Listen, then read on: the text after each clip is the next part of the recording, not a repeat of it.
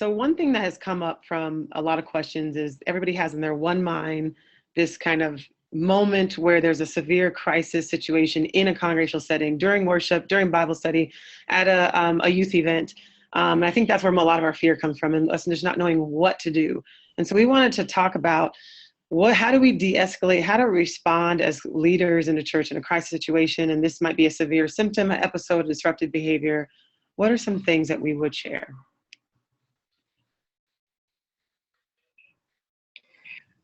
Very practically, techniques of de-escalation include things like remain calm yourself, don't get excited, don't panic, speak calmly, softly, slowly, use simple sentences, do not touch the person without asking permission, avoid confrontation in challenges.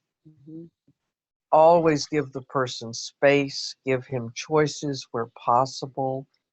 Don't corner them. Don't you get cornered either. Oftentimes an individual will just need to know that he or she can leave or can exit the situation. And that's an out we need to always provide. Mm-hmm. Thank you. I think that as churches that we can start to just be prepared. So we're having a conversation here. There are many other conversations that need to be had, but I could imagine us essentially creating sort of teams, crisis teams, if you would, that would be comprised of various individuals, some of whom may be medical personnel, they may be mental health professionals, they may be other volunteers who, for example, may go through the mental health training, the mental health kit training, I think we're calling it, go through that training so they have some idea about how do you do an assessment, how do you respond to individuals who seem to be escalated, and they need some help in coming back to calm, regaining control, being prepared in terms of understanding what questions should I ask, and make sure that we are prepared to do mental status exams if we need to. But if we have teams prepared to respond to, these sorts of situations as churches, I think that that would be advisable. Just as we might, respond to someone who faints in the church, we might be ready to respond to someone who's acutely suicidal. Mm-hmm. Mm-hmm. And I think to that, just in a super practical way, clergy, and in particular, you need to know if you're a mandated reporter in your state. I, as a clinician, am a mandated reporter, but in the state of Georgia, pastors and clergy persons are also mandated reporters. That is not the case everywhere. So it's really important that you're aware of what your legal obligations are, as well as your spiritual obligations. Mm-hmm. Good. Yeah. And we'll keep moving here. What do you do? And this is something, another crisis, when someone expresses suicidal or homicidal ideation.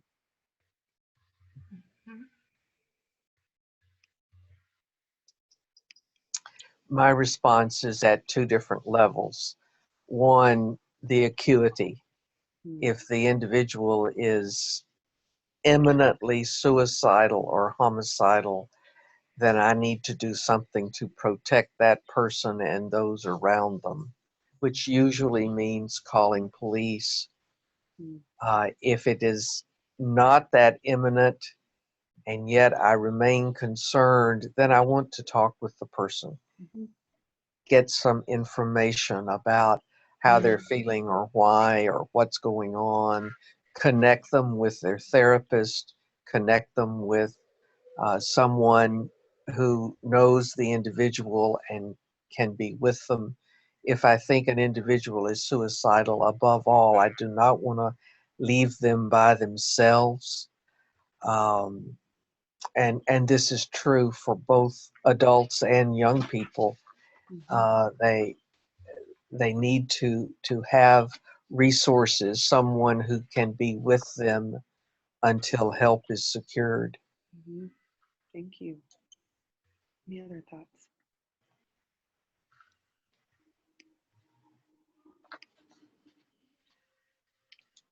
I don't mind adding as we think. This is where me as the therapist me is coming out more than my pastor me.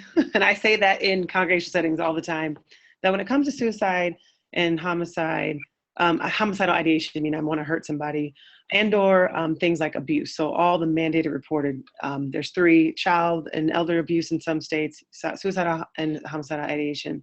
I tend to be much more, if I was a pastor, to refer. Now, like you mentioned, the imminent nature of it, I found this as a youth pastor more with my youth children just coming out and talking, Miss Angela, I'm feeling depressed. I think I want to kill myself.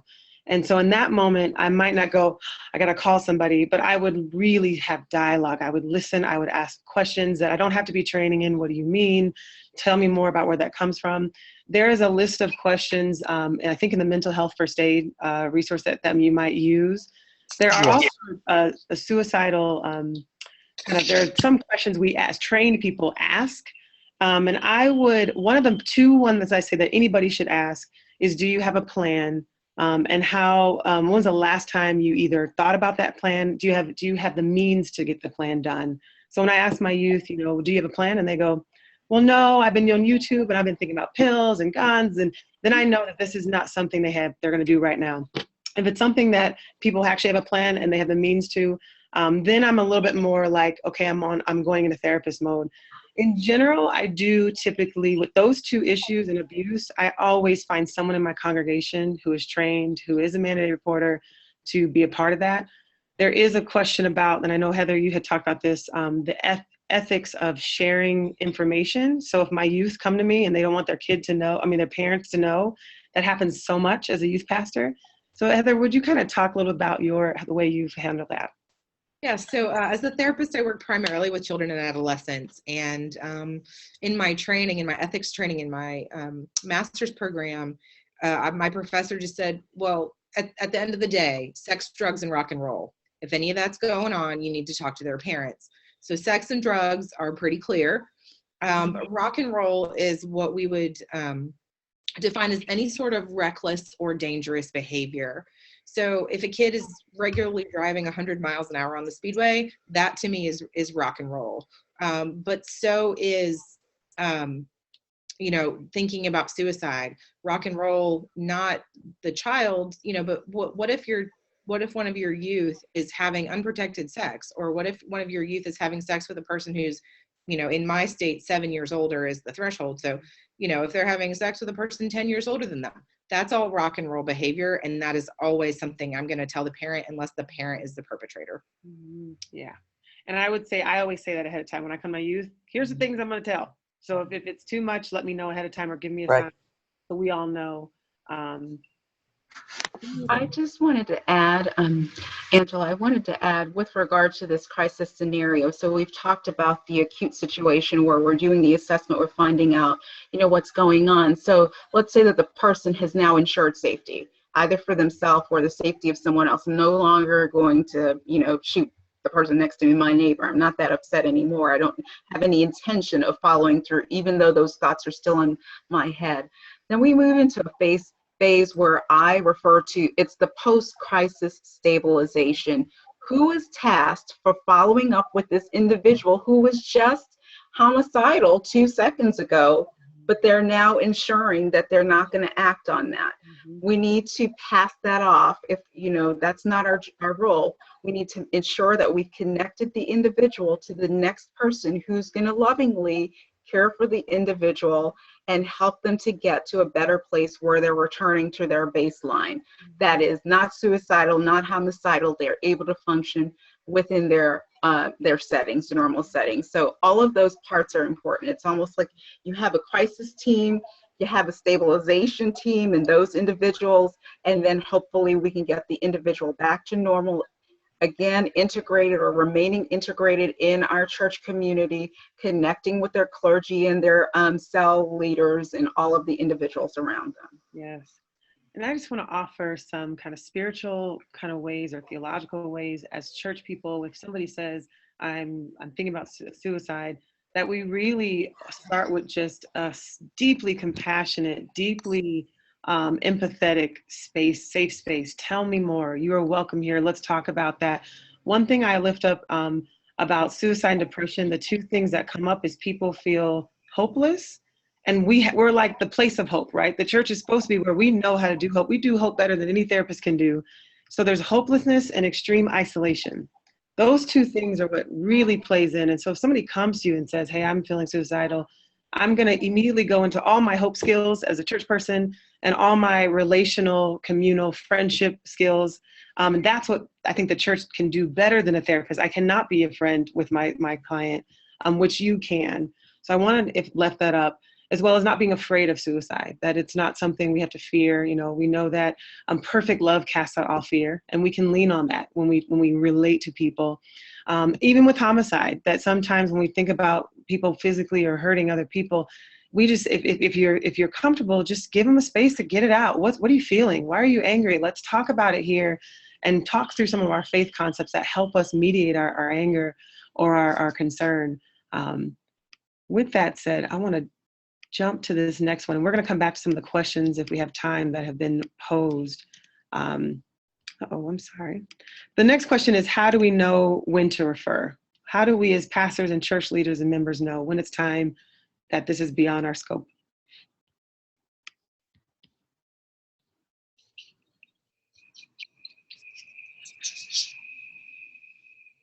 I think that one maybe obvious one might be when an individual is utilizing a lot of resources, so that if this is outside of the amount of time that you normally spend in counseling individuals, then that might be a time for you to consider, should I refer the individual on versus continuing to work. And also, if the individual doesn't appear to be making progress over time, that might be a situation in which you think about, I'm feeling like it might be time to refer them to someone else to work on an ongoing basis.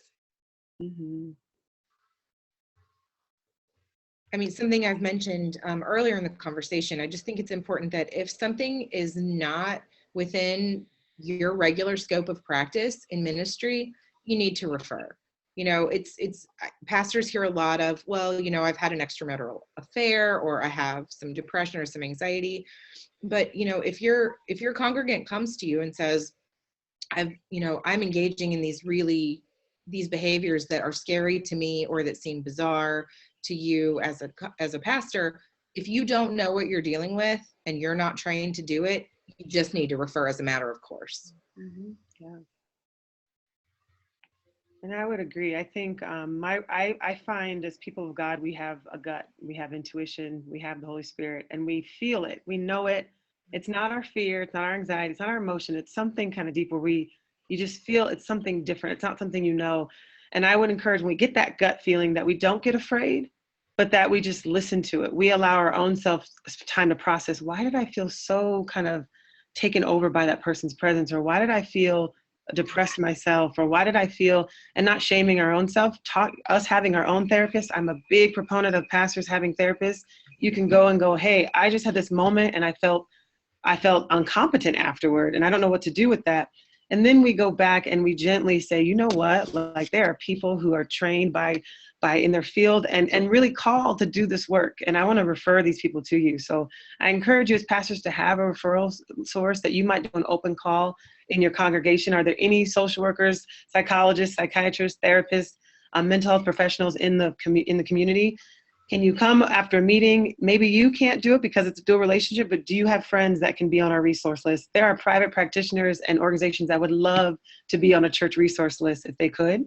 And so when you have that normalized procedure, you can say, you know what, this is where my competency ends, but we have people right here for you, and making them know that that's okay.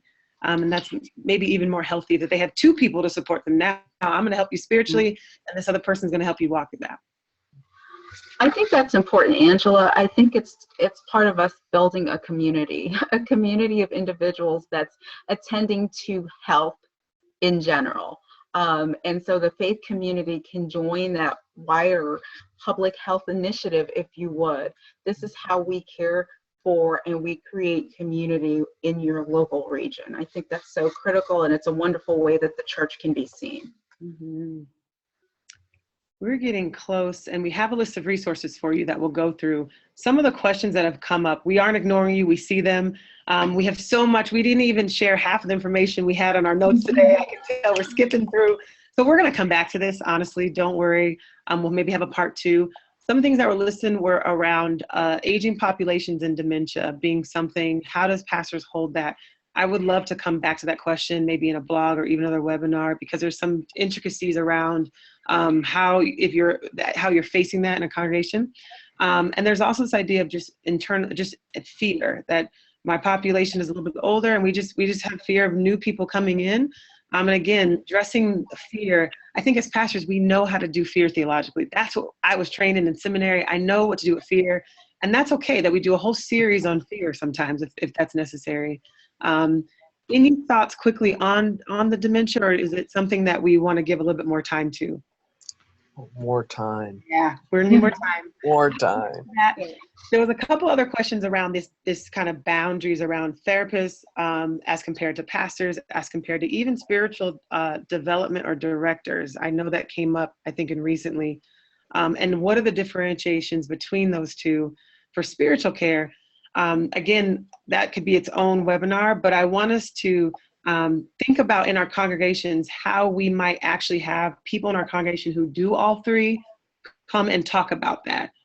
So that might look like you have a social worker or you have a psychologist and then you have a spiritual care person actually sit in your team meeting and you decide for your congregation what that looks like.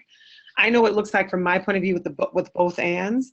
But again, when I'm in a church setting, I will go in and out of pastoral care to therapy care. I weave it in and out. I know what I'm doing, but I don't often tell people that way. So you might want to sit with people who do that more and get a sense. Any other thoughts on how we differentiate? Is it okay that pastors do both?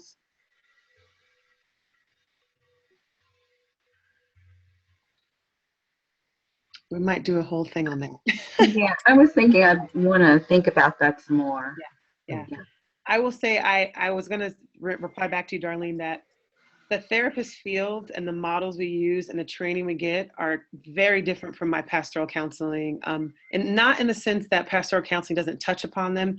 Pastoral counseling is really tied to theology and faith formation. And as a therapist, we almost avoid it, which I hope we didn't, but we do.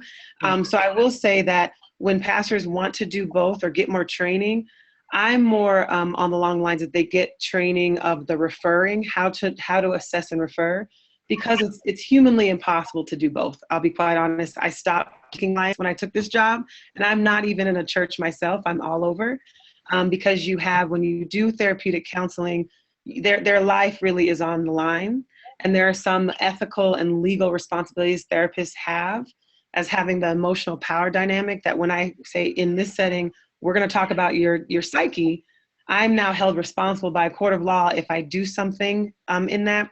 As a pastor, if I'm your Facebook friend, if I've attended your wedding or your graduation, or I'm your cousin's friend, I can get sued as a therapist, because I cannot know you in an intimate way. And so I encourage pastors to not feel the need to even go into clinical counseling, because there's some ramifications legally, but it also is hard for a person to go in and out of pastor and therapy with you. It's better to stick to pastoral counseling theories, if that makes sense, or models. Anybody else? There's one more question that just came in. I'm having a really hard time finding practitioners who will help a mentally ill person for free. Good question. Even one who's in crisis. Can you share resources, organizations that are happy to do that? I'll put those on our website. Typically, I do therapy myself. I always ask, do you have a sliding scale fee? That is something I ask people. Sometimes private practitioners will. There are community organizations, community mental health organizations that might have sliding scale fee as well. Rarely do they tell you it's free, but I worked for a few that literally we would take $1. We would just talk to the person over time. So I would always ask on the front end, do you take sliding scale fee? Is it based on income? Any other thoughts on free or accommodating? I was thinking similarly to you, Angela, in terms of the sliding scale, but there are increasingly some organizations, and I'll look them up so that we can offer it to the attendees, where essentially therapists are offering their time so that it's pro bono, if you would. They're seeing the individuals. I know I see certain individuals in my practice who are at drastically reduced fees because of the situation. They've lost their job, whatever it is. Now, it might be a set number, and generally speaking, those individuals come in and they stay. So it might be harder to find open slots, but there are more opportunities than you might imagine. So I think we can be helpful to you in locating those resources. And I'll say the greatest way is poll your church or their nieces or ask your people who's in your world a part of these organizations. If you have another mental health professional, they may have a whole list on hand for them because it changes in city. With that said, here's our resource list we wanted to offer today. And we will have this posted. We won't go through all of them because we're pressed for time, but these are resources for church leaders and pastors around how to respond. Mental health first aid is phenomenal. Judy is a trainer, and that's why she is on our panel. She's so good with how we as church people can respond, not therapists, but actually church people. The UCC Mental Health Network is an amazing, one of our amazing network within the UCC church that we're partnered with. There's an entire curriculum on how churches can be welcoming, and it is beautiful. It's called Wise Congregations. They have conferences across the country that you can attend. On the first part of our webinar, on hearing from people and knowing how to make people feel welcome. There's so many good resources with these trainings that I want to point us to. And the rest of our resources, NAMI we know a lot about, but they have a whole FaithNet resources for pastors. These are articles that Dr. Crump has given us, and these are just articles that are about boundaries and whatnot. So we want to keep having these resources flowing. As we close, I just wanted to say thank you all for the voices from the pews, the people who are courageous to say their experiences. We're going to have many more opportunities for you, in fact, full webinars if we can, to have people start speaking openly about who they are and to let the church really hear what does it mean to be welcoming for you. And all of our questions, we thank you for those questions. We will get to those. This webinar came out of questions, so we appreciate that. And Monica, anything else you want to say? First, I'd like to thank all of you, Terry, Heather, Judy, and Angela, for your time and for putting together such a wonderful panel of conversation. Certainly, there are many questions, and we've only made a chip in the iceberg, and I'm thankful for all those who've submitted questions, and we have taken those down, and I will share those with all of the panelists for response. This does end our webinar for today, and we want to thank you all for your time, for setting aside time to be with us. We want you to please consider the ways you and your congregation might get involved or further your ministries in becoming welcoming congregations for those who have experienced or are currently experiencing mental illness or mental health challenges and their families. Today's webinar, as we mentioned, is recorded, has been recorded, as well as the PowerPoint. Will both be accessible on our website. It usually takes us about a week and a half to get those things up and running, but please check back to our website. Again, that's mbacares.org/mental-health, or if you just go to mbacares.org and go to our menu, you can find a menu option called events and get you there. I also want to let you know that we do have our next MBA Connect Ministries webinar coming in June, on June 22nd. This will be coming out of our Prison and Jail Ministries affinity group on becoming an immigrant welcoming congregation. And this webinar will focus on the GA 1722 Sense of the Assembly resolution that's coming before our General Assembly this summer. And so we want to have some dialogue and conversation and talk more in depth about what's in that resolution and how our church can be immigrant welcoming congregations. And we hope to see you at GA. MBA is available, and we'll have lots of opportunities to connect with you during General Assembly in July. And so please also, while you're on our website, connect with us and see all the events that are happening. Angela will also be leading some workshops with some other partners and friends. So we invite you to, if you are there, to participate in those workshops as well. Thank you, all of our panelists. Thank you, all of our attendees. Remember to like MBA on Facebook and follow us on Twitter. And have a great day. Thank you. Thank you.